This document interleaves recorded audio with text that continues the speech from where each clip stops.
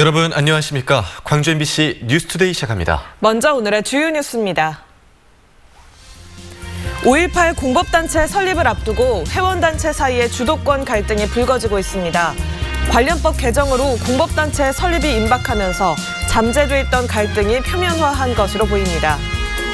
포스코 광양제철소 인근 주민들이 쇳가루 피해를 호소하고 있습니다. 포스코는 중금속 농도를 측정하면서도 결과는 공개하지 않고 있습니다.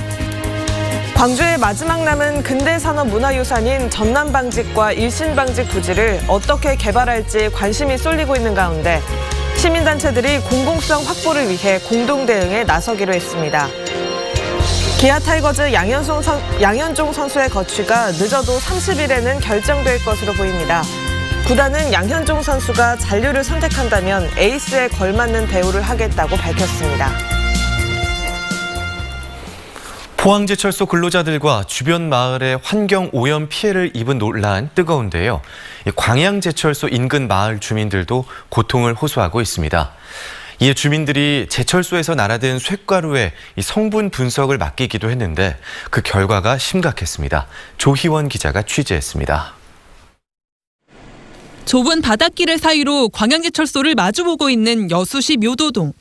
지붕을 타고 흘러내린 빗물을 받아놓은 통에 새까만 가루가 가득합니다.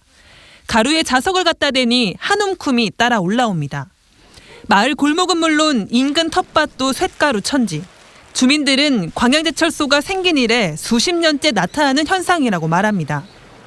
바람이 불면은 저희 마을에 먼지가 날아 들어오는 거나 냄새는 작년이나 그작년이나 현재나 작물에 아주 심하게 내려가지고 저희들도 도저히 먹지를 못하고. 견디다 못한 마을 주민들이 지난해 말 가루를 채취해 성분 분석을 의뢰했는데 결과는 심각했습니다. 기준치의 9배가 넘는 니켈과 7배에 달하는 아연이 검출된 겁니다.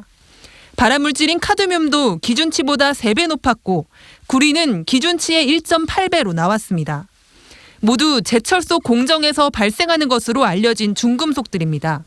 저희가 생각할 때는 묘도동만 녹기 나오는 거는 여기는 묘도동은 뭐가 문제가 있는 거죠. 주민들은 상황이 이런데도 제철소 측이 개선 대책조차 내놓지 않고 수년째 묵묵부답으로 일관하고 있다고 주장합니다. 야적장에 밀폐 사업을 좀 해달라.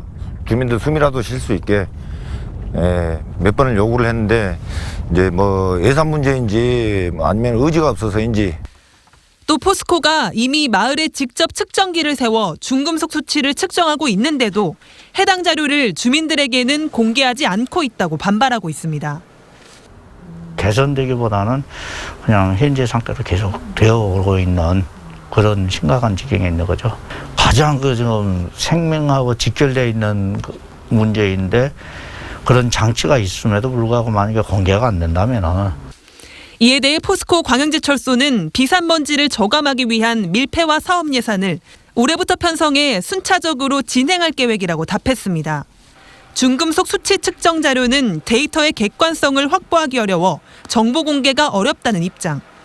포스코 양대 제철소 주변에서 동시에 환경 피해 논란이 터져나오면서 사측이 보다 투명하고 책임 있는 대책을 내놓아야 한다는 지적이 나옵니다.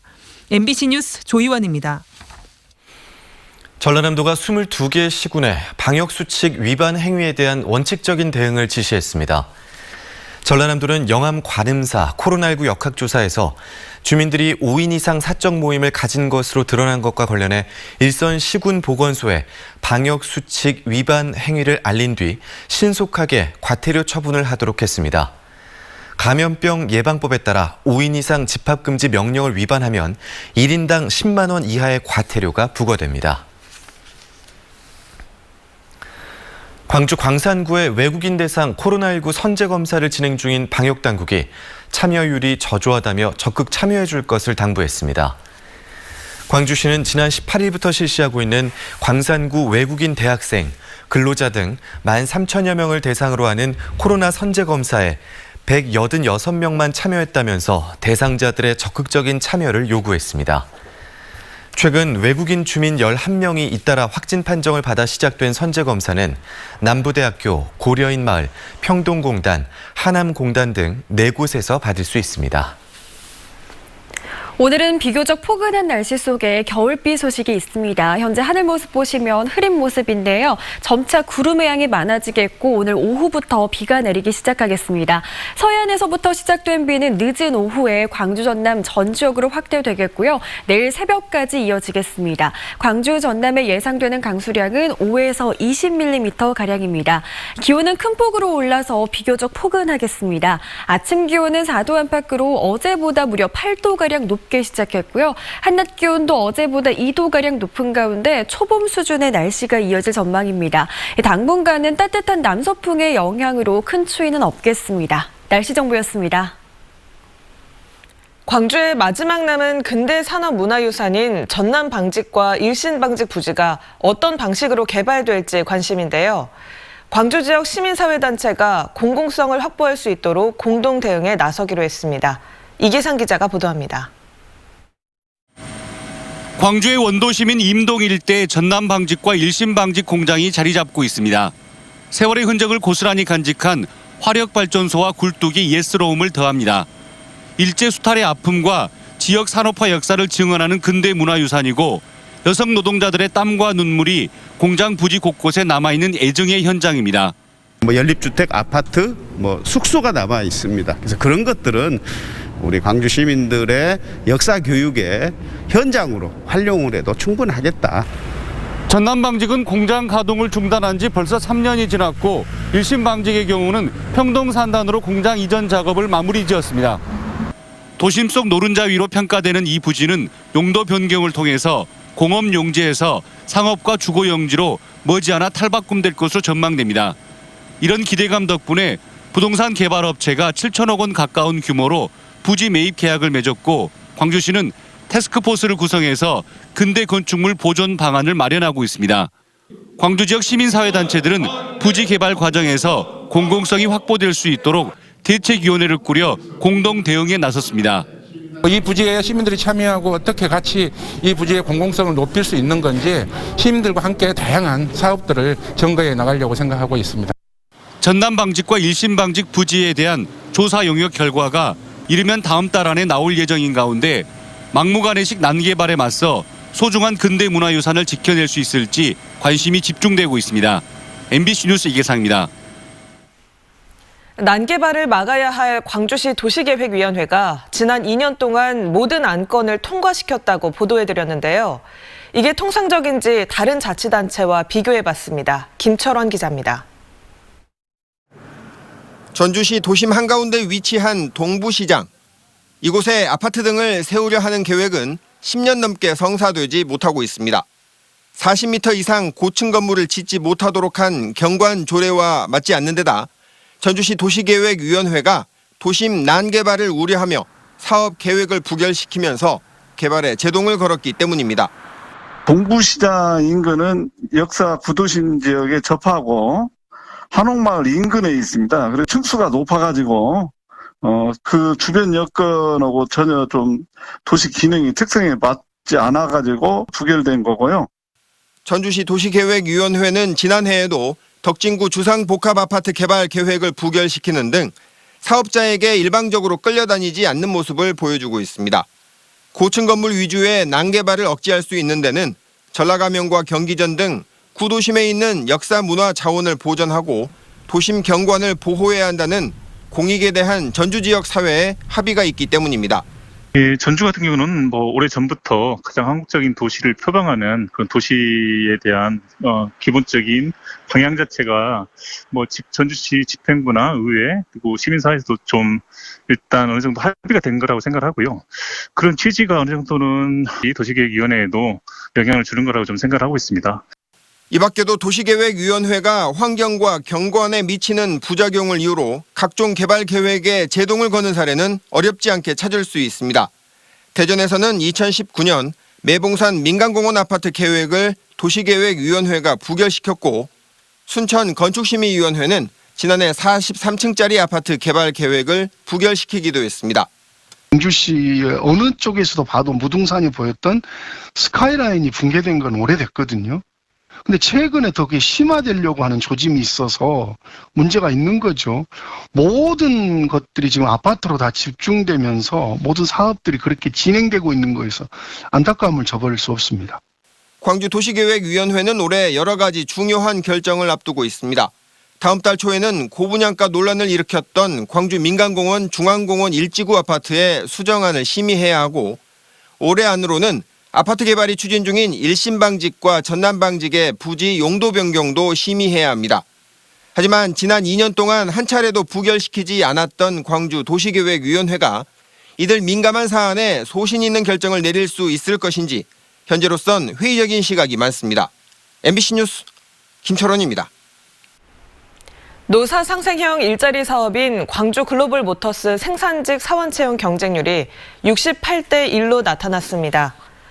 광주 글로벌 모터스에 따르면 생산과 품질 관리 등 기술직 186명을 뽑는 신입사원 공개 채용의 원서 접수를 마감한 결과 12,603명이 지원해 평균 68대 1의 치열한 경쟁률을 기록했습니다. 특히 4명을 선발하는 생산관리 분야의 경우 지원자가 몰리면서 148대 1의 가장 높은 경쟁률을 보였습니다. 글로벌 모터스는 AI 역량 검사와 서류 전형 합격자를 대상으로 면접 시험을 치른 뒤 이달 말 최종 합격자를 발표할 예정입니다. 여수 지역의 대형 분양형 호텔들에서 잇따라 잡음이 불거져 나오고 있습니다. 약속한 수익률이 제대로 지급되지 않고 있기 때문인데요. 투자자들은 정확한 회계 내역을 요구하고 있습니다. 강서영 기자입니다. 여수 관광지 한복판에 위치한 A 분양형 호텔. 투자자들이 불 켜진 객실 수를 세고 있습니다. 이 호텔 객실을 분양받은 300명의 투자자들은 10년간 객실 분양금의 6에서 7%를 임대료로 지급받기로 계약했습니다. 하지만 운영사는 코로나로 경영이 어렵다며 4달치의 임대료를 제대로 지급하지 않았고 그로 인해 운영사를 불신하게 된 투자자들이 실제 투숙률을 확인하기 시작한 겁니다. 도대체 얼마나 힘든가, 코로나에 우리 얼마나 도대체 힘이 들어서 저러시나 궁금해서 와서 치워보기 시작한 거죠. 투자자들이 주장하는 피해 금액만 4개월간 총 13억여 원. 투자자들은 운영사가 어려움을 호소하면서도 지난해 180억 원 상당의 리조트 부지를 낙찰받았다는 사실을 언급하면서 실제로 경영이 어려운지 납득시켜달라며 수입과 지출 내역 등 회계 자료를 요청하고 있습니다. 자료에 대한 근거도 없이 일방적인 부분으로 통보만 하고 너네들은 그냥 알아서 해라. 임료를 지급을 거절할 수 있는 명분으로 전략을 했고. 그러나 운영사는 수입과 지출 내역 제출은 과도한 요구라고 맞서고 있습니다.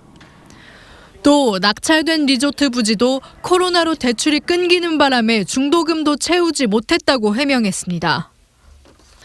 지난해 돌산의 또 다른 분양형 호텔도 임대료를 주지 않는 운영사를 몰아내기 위한 각종 소송과 명도 집행으로 얼룩졌던 상황.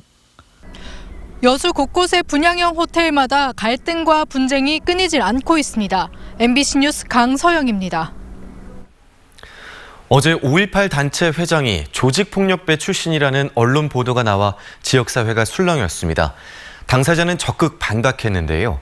이 공법단체 설립을 앞두고 단체 간의 주도권 다툼이 그 배경에 깔린 것으로 분석됩니다. 송정근 기자입니다. 지난 2019년 12월 제7기 회장으로 선출된 5.18 구속 부상자회 문흥식 회장. 문 회장이 젊은 시절 폭력 조직인 신양 오비파의 행동대장이었다는 한 매체의 보도가 나오면서 지역사회가 술렁거렸습니다. 기자회견을 자처한 문 회장은 범죄단체 조직 혐의로 기소된 적이 있지만 최종심에서 무죄 확정 판결을 받았다며 강력 반발했습니다. 범죄단체 조직이라는 그 조직으로 정식 기소가 됐어요. 제가 이제 무죄를 받았고 대법에서 파기돼가지고 다시 이제 무죄를 받았죠. 무죄 확정 판결을 받고 후에도 지속적으로 이렇게 저를. 문 회장은 누군가 자신을 음해하기 위해 허위 사실을 퍼뜨렸다고 주장했습니다. 과거 이력을 둘러싼 폭로전은 출범을 앞두고 있는 공법단체의 주도권 다툼에서 비롯된 것으로 추정됩니다. 올해 초 공포된 5.18 유공자 예우 및 단체 설립에 관한 법률은 사단법인이던 5.18 세계단체를 공법단체로 바꾸는 내용이 담겨 있습니다. 또 공법단체에는 국가나 지자체가 보조금을 지원할 수 있도록 했고 자체적인 수익 사업도 가능하게 했습니다. 대신 유족회, 부상자회, 구속부상자회로 나뉘어 있던 단체를 유족회, 부상자회, 그리고 공로자회로 바꾸도록 했습니다. 지금은 공법단체 설립을 위해 준비위원회를 설치하는 과정인데 여기에서 일부 단체 간 지분 싸움이 이번 갈등으로 비화한 것으로 전해졌습니다. 공법단체 설립이라는 5월 단체의 오랜 수건이 해소됐지만 출범도 하기 전부터 주도권 싸움을 하는 듯한 모습이 지역민들의 눈살을 찌푸리게 하고 있습니다. MBC 뉴스 송정근입니다. 최근 사망 사고가 발생한 사업장에 대한 노동청의 감독 결과 10여 건의 법 위반 사항이 적발됐습니다.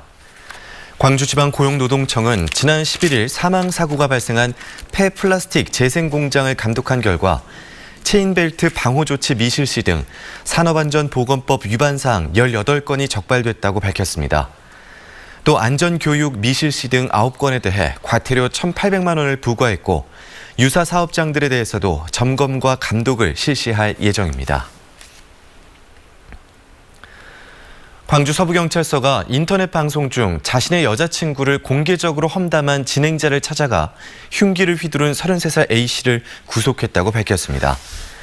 경찰은 A씨가 흉기를 미리 준비한 것으로 보고 살인미수죄를 적용해 구속영장을 신청했고 법원은 도주 우려 등을 고려해 구속영장을 발부했다고 밝혔습니다.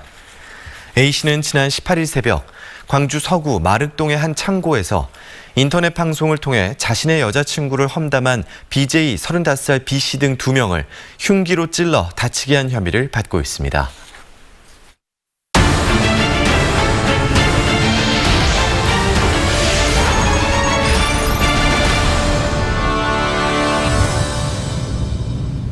메이저리그 진출을 모색하고 있는 양현종 선수가 원소속팀 기아에 오는 30일까지 협상 시한 연장을 요청했습니다. 그만큼 선수로서 마지막 꿈을 실현해보고 싶은 열망이 강하기 때문일 텐데요. 기아는 이 요청을 흔쾌히 받아들였고 다시 돌아올 가능성도 대비하고 있습니다. 이재원 기자가 보도합니다. 통산 147승에 7년 연속 10승을 달성하며 다시 FA를 획득한 양현종. 당초 20일을 메이저리그 진출 여부의 데드라인으로 정했습니다. 그리고 40인 로스터 계약을 목표로 메이저리그 팀들과 접촉을 해왔지만 아직까지 만족스러운 답을 듣지 못하고 있습니다. FA 전체 계약 상황 자체가 좀 너무 늦다 보니까 양현종 선수 입장에서는 결론이 자기가 뭐 능력이라든지 뭐가 안 돼서 안 됐다고 답을 들으면 속이 시원할 텐데 고심 끝에 양현종은 미국 상황을 30일까지 지켜보겠다며 원 소속팀 기아의 시간 연장을 요청했고 구단은 흔쾌히 받아들였습니다. 단연 계약을 준비하며 에이스에 합당한 대우를 해주겠다는 뜻을 여러 차례 전달했지만 양현종의 열망이 크다는 것을 구단 역시 알고 있기 때문입니다. 하지만 양현종의 선택이 다시 기아를 향한다면 다음 달 1일 스프링 캠프가 시작되기 전에 계약을 마무리 지을 각오를 하고 있습니다. 양현종 선수의 입장을 충분히 이해하고 시간을 충분히 주기로 했고요. 30일 날 만나서 저희들 계획은 계약서에 사인을 받을 계획을 가지고 만약 친정팀으로 돌아올 경우 지난해 23억 원이었던 몸값이 어느 정도가 될지도 관심입니다. 양현종 선수가 이곳 챔피언스 필드 마운드에서 다시 볼을 던지는 모습을 볼 수 있을지 기다림의 시간은 계속되고 있습니다. MBC 뉴스 이재원입니다. 전라남도 교육청과 서울특별시 교육청이 공동 추진하는 전남 농산어촌 유학 프로그램 1차 모집에 모두 77명이 신청한 것으로 나타났습니다.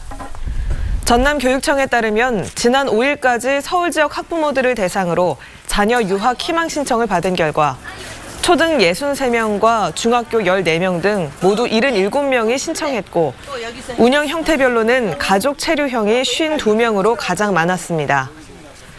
도교육청은 1차 모집에 이어 오늘까지 2차 모집에 나섭니다. 다음은 희망 2021 나눔 캠페인에 성금을 보내주신 분들입니다.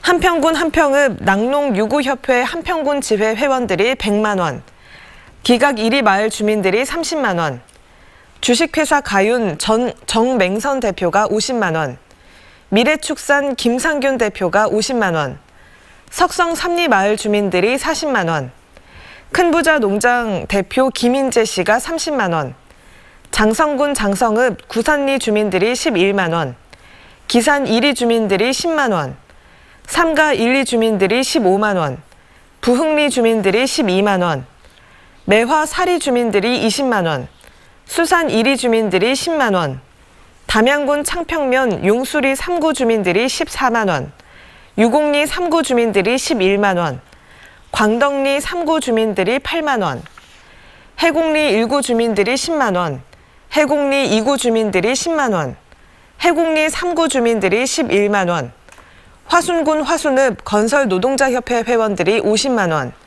광덕 오리 주민들이 46만 9,050원, 한국 아들리움 아파트 주민들이 30만 원, 1심 1위 주민들이 10만 원, 화순읍 유천 3리에서 10만 원, 내평리 주민들이 20만 원, 교리 3 아파트 주민들이 10만 원, 병라 1위 주민들이 25만 원, 아양마을 주민들이 10만 원, 구례읍 봉북 여성경로당 회원들이 10만 원, 시무 경로당 회원들이 10만 원, 원천마을 주민들이 20만 원 보내주셨습니다. 성금을 보내주신 분들께 감사드립니다. 때이른 포근함 속에 오늘은 겨울비가 내리겠습니다. 하늘 모습 보시면 현재 흐린 모습인데요. 구름의 양이 점차 많아지겠고 오늘 오후부터 비가 내리기 시작하겠습니다. 서해안에서 시작된 비는 늦은 오후면 광주, 전남 전 지역으로 확대되겠고요. 내일 아침까지도 비가 이어집니다. 예상되는 강수량은 광주, 전남의 5에서 20mm가량입니다. 기온은 크게 오르겠습니다. 광주의 아침 기온 4도 안팎으로 어제보다 무려 8도가량 더 높게 시작했고요. 한낮 기온도 어제보다 2도가량 높은 가운데 초봄 같은 포근함이 느껴지겠습니다. 당분간은 따뜻한 남서풍의 영향을 받으면서 큰 추위는 없겠습니다. 광주의 현재 기온 4.5도 안팎 보이고 있습니다. 대부분 지역이 영상권에서 시작하고 있고요. 한낮 기온도 11도에서 13도 분포로 포근했던 어제보다도 1, 2도가량 기온이 더 높겠습니다. 목포에서는 6도 안팎의 기온 보이고 있는 가운데 한낮 기온 역시 11도 안팎 보이겠습니다. 곡성에서도 12도 안팎, 순천의 낮 기온 13도 안팎 보이면서 포근하겠습니다. 바다의 물결은 최고 1.5m에서 2m로 비교적 잔잔하게 일겠습니다. 이달 말까지는 영상권 기온이 계속해서 이어지겠고요. 구름 많고 흐리거나 비가 오는 날이 많겠습니다. 날씨 정보였습니다. 이상으로 광주 MBC 뉴스투데이를 마칩니다. 함께해 주신 여러분 고맙습니다.